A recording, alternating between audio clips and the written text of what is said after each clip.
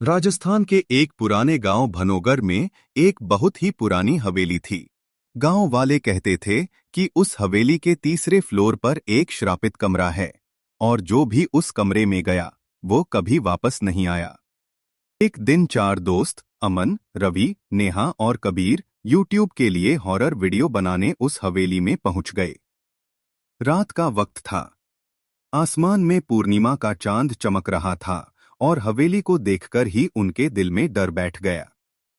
जैसे ही वो हवेली के अंदर गए, उन्होंने देखा कि हर जगह धूल, टूटी हुई दीवारें और पुरानी तस्वीरें लगी हुई थीं। हवेली अंदर से बहुत ही ज्यादा डरावनी लग रही थी। अचानक उन्हें किसी के चलने की आवाज सुनाई दी, लेकिन वहां कोई नहीं था। तीसरे फ्लोर पर पहुंचते ही उन्हें एक बड़ा सा बंद कमरा मिला। दरवाजे पर लिखा था, इस कमरे को कभी मत खोलना। लेकिन कबीर ने डर के बावजूद दरवाजा धक्का दिया और वो धीरे धीरे खुल गया।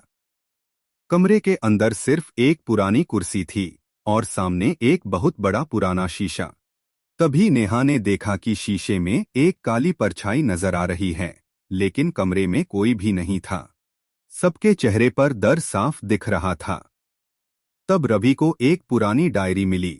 डायरी में लिखा था कि सालों पहले इस हवेली में एक पेंटर रहता था। उसने एक ऐसा श्रापित शीशा बनाया था जो इंसान की रूह को अपने अंदर कैद कर लेता था। डायरी पढ़ते ही अचानक एक जोर की आवाज हुई और कबीर गायब हो गया। कभी शीशे पर खून से लिखा हुआ नजर आया, एक चला गया। तीनों हवेली से भागने लगे। अचानक शीशे में कबीर नजर आया। वो शीशे के अंदर फंसा हुआ था और मदद के लिए चिल्ला रहा था। यह देखकर अमन का गुस्सा फूट पड़ा। उसने एक लकड़ी उठाई और पूरी ताकत से शीशे पर वार कर दिया और शीशा टुकड़ों में टूट गया। अगली सुबह पुलिस को हवेली के बाहर सिर्फ एक कैमरा मिला। कैमरा की लास्ट रिकॉर्डिंग में चार दोस्त हवेली के अंदर जाते हुए दिख रहे थे, लेकिन बाहर सिर्फ तीन लोग ही वापस आए। आज भी भनोगर की उस हवेली के बारे में लोग बातें करते हैं।